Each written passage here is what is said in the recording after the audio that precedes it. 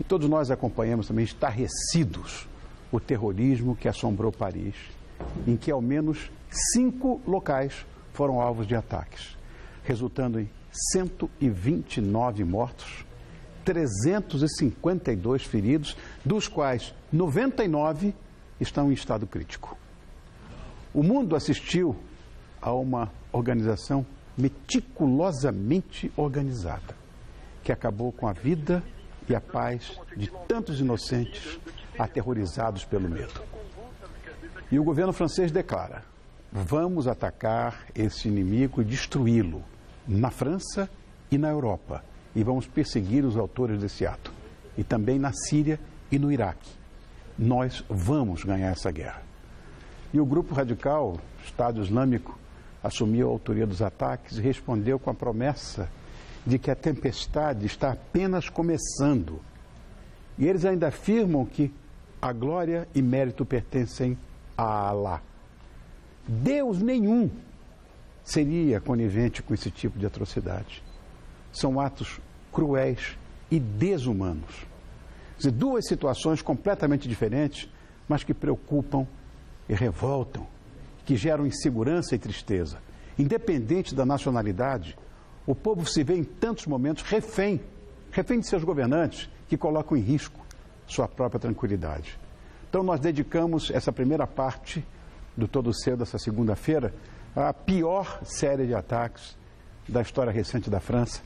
E quem traz mais esclarecimento para a gente é a historiadora e professora da USP, Arline Clemencha. Boa noite. Eu estava falando, Arline, você fala em off, agora eu falo ao vivo. Está na sua casa, viu? Obrigada. A imagem que eu fazia de você, está na sua casa, por favor, Obrigada. querida. A imagem que eu fazia. Toda pessoa que tem formação acadêmica, Newton, para mim, e se é, imagina, professor da USP, eu esperava o quê? Uma senhorinha de tailleur, de óculos, redondo naturalmente, e um coque. Aí vem uma coisa linda dessa. Você é insuportável também, né? Que é fã dela. Imagina. Muito obrigada. Imagina, querida. Aline, eu tenho paixão por história. Todo mundo aqui sabe. Mas a gente sabe que os ataques à França são de autoria de um grupo radical, que é o Estado Islâmico. Não sei que Deus, isso é uma questão semântica, né? Deus, Alá, Jeová, é uma coisa, são monoteístas, né? Como é que esse grupo se formou? Grupo, sei lá, é um Estado para eles, né? Como e quando ele se originou? Certo. Então, você tocou em 2 pontos. Um, a origem do grupo e 2, a sua ideologia. Bom, a origem do grupo vem de 2003. Ele é um braço da Al-Qaeda. Então, em 2003, um sujeito chamado, extremista islâmico chamado Al-Zarqawi, que pertencia à Al-Qaeda, fundou a Al-Qaeda no Iraque. Dessa Al-Qaeda no Iraque, que surgiu nesse contexto de ocupação norte-americana do país, aquela fragmentação, um vácuo de poder, insatisfação, toda essa instabilidade, a Al-Qaeda cresceu e Al-Zarqawi começou a aplicar uma agenda mais extremista do que da própria Al-Qaeda, né? Atacando, por exemplo, xiitas, coisa que a Al-Qaeda não fazia, criando sectarismo dentro do país. E essa organização mais extremista do que a própria Al-Qaeda é que acabou trocando de nome algumas vezes até virar o ISIS, ou seja, o Estado Islâmico da Síria e do Levante, segundo eles mesmos se autodenominam. A ideologia é uma corrente do salafismo, que é o que a gente chama a linha do primeiro e do, digamos assim, principal fundamentalismo islâmico, surgido no finalzinho do século XVIII para começo do XIX. É aí que surge o fundamentalismo islâmico. Ele vai ser sempre minoritário dentro do Islã, mas essa corrente muito extremista, de linhagem chamada salafista, a palavra salaf vem de volta às origens puras, enfim, essa coisa bem fundamentalista, e essa é, então, essa responde pela linha ideológica do grupo. Ou seja, medievalismo mesmo, né? Medievalismo, é uma combinação que é de uma ideologia muito reacionária, muito, né, buscando elementos de um passado, né, na verdade inexistente, que nunca existiu, que é criada, a interpretação própria deles, junto com técnicas muito modernas de propaganda, utilização de redes sociais, atração dos jovens. Então é uma combinação desses fatores que tem explicado explicado minimamente, se bem que todos ficam perplexos quando tentam entender como é que um grupo desses consegue crescer da forma como vem crescendo. Não, a pluralidade de segmentos dentro do Islã é uma coisa assustadora, até porque a maioria dos islamitas, dos muçulmanos, estão revoltados com essa história. Ah, sim.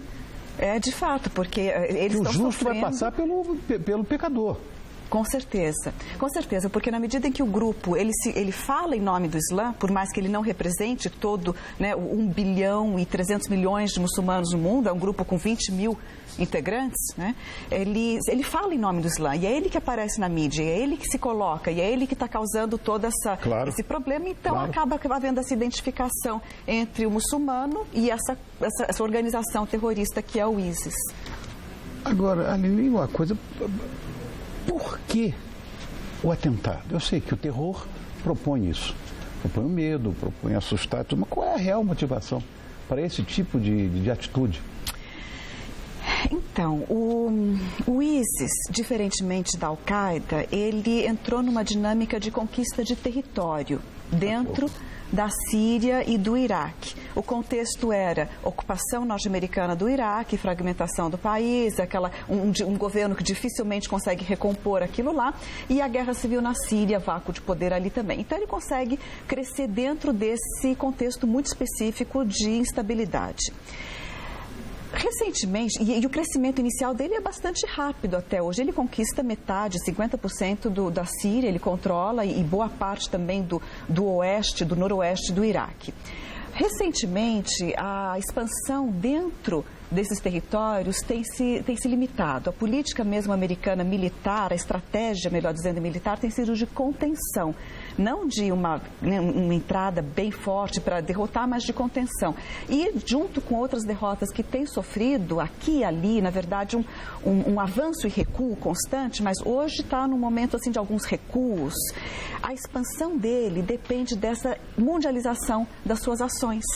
Porque ele está tendo, por exemplo, locomoção, vias de rotas dentro do seu território controlado, rompidos. Então, todo o controle que ele tinha da região começa a ser colocado em xeque, aqui e ali, em alguns pontos. E para compensar e tentar atrair novos militantes, novos adeptos, atacar o inimigo, mostrar um poderio, ele recorre a atentados fora do país. Então, derrubou o avião, ao que tudo indica, da Rússia sobre o Sinai. Foi um grupo que aderiu ao ISIS, um grupo surgido na Península do Sinai, que se chamou Península do Sinai, e que aderiu ao ISIS, derrubou esse avião. Fez um atentado em Beirute, que matou 40 pessoas recentemente, foi um dia antes do atentado de Paris.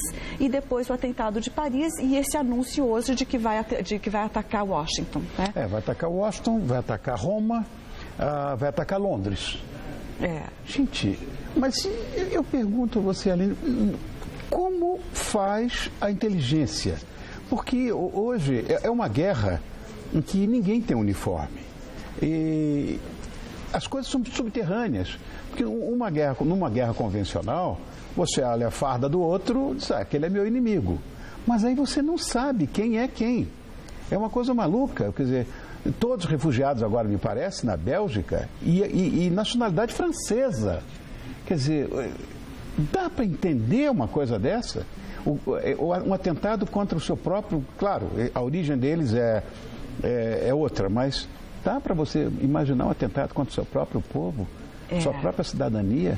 Mas é isso que eles estão fazendo na Síria, no Iraque, no Oriente Médio todo, e estão transportando isso para onde puderem, para onde essa suposta força de Bashar Assad, por exemplo, que pegou de pau lá os insurgentes que queriam derrubá-lo. Mas o Estado Islâmico também é contra ele. Também. Mas cadê esse poder que disseram que ele tinha? Justamente, o Bashar al-Assad, ele luta contra não só o ISIS, mas contra os insurgentes que não são radicais. E o ISIS radical luta contra o Bashar e os insurgentes que não são radicais. Entendi. Então, tem ainda os curdos dentro desse panorama. Então, tem uma série de conflitos de interesses e uma questão questão muito complicada, que é justamente essa, de que atores como a Rússia, por exemplo, que entraram recentemente na guerra, dizem que estão combatendo o ISIS, mas a Rússia até o momento tem tratado de proteger o seu aliado Bashar e não necessariamente combater o ISIS. Então tem Mas o Putin declarou agora que vai estar nessa coalizão europeia. Inclusive lideranças mundiais no G20 têm exigido muito dele a participação nessa coalizão. Claro, claro. Mas a coordenação de forças necessária, até o momento, e já faz 4 anos que a Síria está em guerra civil, tem faltado. E não só tem faltado, como a ação do Assad contra a população que lá no início estava desarmada, protestando por liberdade, por democracia. A sua repressão violenta contra essa população foi parte de uma estratégia dele de transformar aquilo numa guerra civil. Assad, ao que tudo indica, soltou islamistas radicais da cadeia, sabendo que teria que lutar contra eles mais para frente, mas dizendo, nesse momento, os islamistas vão me ajudar a derrotar a população que está querendo a democracia, a transição de regime. Então, tem muitos cálculos em jogo, né? E quanto à mundialização dessa questão, aí começam a entrar uma série de problemas que são de políticas públicas em países, integração, e os imigrantes agora que vão sofrer, porque vão ser identificados como... Claro, o justo pagando pelo pecador, como eu te falei. Você está falando em universalização, tá? Tudo bem. Por que França?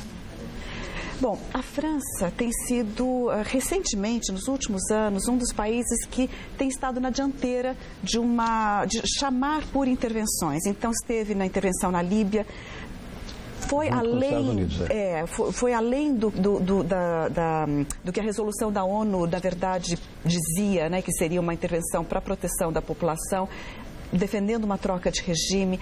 Está presente, os seus caças estão presentes na Síria e a partir de agosto com uma presença maior ainda dentro da Síria. E depois a gente tem também cálculos quanto à possibilidade de organização. A França, o sistema carcerário francês tem sido fonte de radicalização no molde salafista desses radicais muçulmanos que não representam o Islã, como a gente estava dizendo, né? Mas que são ali radicalizados dentro do sistema carcerário. Foi o caso, essa é a história dos irmãos Kouachi e do Koulibaly, que fizeram atentado ao Charlie Hebdo e ao mercado Kasher em Paris. É o caso de um islamista radical que faz alguns meses apenas fugiu de uma prisão e houve um alerta. São franceses, origem muçulmana, argelina, enfim, mas são franceses, têm passaporte francês, cada qual tem a sua história, mas a gente está vivendo realmente um momento de muita perplexidade diante da radicalização desses jovens. Eu vi a história de que eles estavam pensando muito em América do Sul. Até que ponto isso é verdade?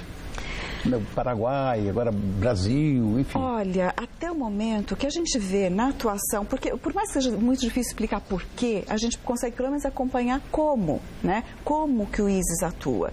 E o ISIS tem atuado de uma maneira, digamos assim, numa racionalidade linear, né, se quiser chamar assim, ou seja, tem atacado países e posições daqueles que estão envolvidos no Oriente Médio. Não faria muito sentido vir, enfim, recrutar por aqui todo um esforço longe de todo esse cenário. E mais, o Brasil, um país que ainda tem sempre pregado a não intervenção. Exatamente. E a intervenção estrangeira sempre foi uma pauta sensível, uma maneira de captar adeptos para a sua ideologia, para a sua ação. Essa coisa desse terrorismo primitivista, se cabe esse ideologismo aí, como é que ele se propaga? É rede social mesmo? E só isso? Ou algum discurso que... Eu sei que tem pessoas que conseguem fazer o que se chama no coloquial de lavagem cerebral com uma facilidade incrível. Goebbels foi um. Mas eu digo, tem gente por aqui também que faz isso muito bem. Mas... Pois é. Então, agora, eu pergunto, como é que é só por redes sociais? Ou tem aquele contato físico, ouvindo o cara ali, não? Não, tem contato físico, porque tem esses autoproclamados imãs, ou seja, líderes de reza, em algumas, dentro das prisões, inclusive, né? Aliás, foi o caso dos irmãos que se radicalizaram por um imã dentro daquela que é a maior prisão na França, tem 4.000 detentos, num sistema bem complicado. Então, tem esse contato físico desses imãs radicais que falam em nome, né, da religião. E aí eles conseguem captar muito aquele sujeito fraco, na verdade, pelo que os artigos de análise de especialistas nesse ramo têm mostrado, demonstrado, através de entrevistas, estudos de caso e tudo mais, que são, na verdade, jovens fragilizados, em muitos casos, que conseguem ser atraídos para esse discurso. Tá. Agora, como é que fica a visão, por exemplo, do europeu em relação ao muçulmano hoje? Como é que vai ficar isso? Porque as comunidades muçulmanas estão lá na Europa em quantidade bastante expressivas, né? Como é que vai ficar agora a visão do europeu em relação às comunidades muçulmanas? Pior do que jamais, né? Porque ela já vem, a relação Europa-Islã, ela é bastante complexa, né? Daria para voltar atrás no tempo, se a gente quisesse, para analisar. Mas na época do Império Otomano era diferente. Eles trouxeram para a Europa matemática, trouxeram um monte de coisas, né? A própria linguagem. Foi muito positivo. Acabou o Império Otomano, agora é uma outra coisa. E antes mesmo, quer dizer, os árabes trouxeram isso tudo. Houve o período em que os árabes deram para a humanidade, para a civilização... Uma contribuição maravilhosa. Imensa, né? Os árabes e muçulmanos. Não é? Claro. E aí o século XIX foi o momento em que a Europa passou a penetrar no norte da África e Oriente Médio com propósitos de dominação econômica, estratégica. História de Argélia, Marrocos, aquela lá do norte, a mesma Itália com a Líbia. É isso aí. Egito, que a Inglaterra pegou. Sudão anglo-egípcio. Exatamente. E a culminação disso foi o final da Primeira Guerra Mundial. Claro. Quando a Inglaterra e França e, digamos, na verdade, toda a Conferência de Paz de Paris, a Liga das Nações da época, resolveu dividir o Oriente Médio em zonas de influência e traçar fronteiras que eram fictícias, né? E colocar aquelas... Não, e dizia assim o texto da Liga das Nações sobre o mandato, dizia: a Inglaterra irá governar, digamos, a Palestina, ou a Transjordânia, ou o Iraque, até que este tenha condições de governar a si mesmo. A gente já viu essa história, né? E os árabes, na verdade, tinham lutado na Primeira Guerra e tinham conquistado a sua independência. Exatamente. E foram, né, digamos, colocados de lado nessas suas reivindicações, fragmentados, divididos, e algumas fronteiras que são linhas retas. A gente sabe que linha reta em localidades pluriétnicas não existe. Não existe. Né? A estupidez humana é que criou fronteira. Cada dia eu tenho mais convencimento a respeito disso. Com certeza. Arlene, muito obrigado por ter vindo. Eu gostaria que você viesse mais vezes, porque esse é um assunto que me interessa muito. História, de uma forma geral. E você é muito competente. Muito obrigado, muito obrigado por ter vindo aqui. Conversar obrigado. Com você. Sua casa. Arlene Clemente, que é professora de História, e competente e desembaraçada. Bem que você falou para mim, Nilton. Parece que faz televisão todo dia, né? E fora que para televisão, olha aquele rostinho bonito ali. Tá vendo? Para televisão isso ajuda, viu? Obrigado. Foi um prazer. Volte mais vezes, viu? Obrigado. Desculpe as brincadeiras, mas é verdade. Imagina. Você é muito bonita.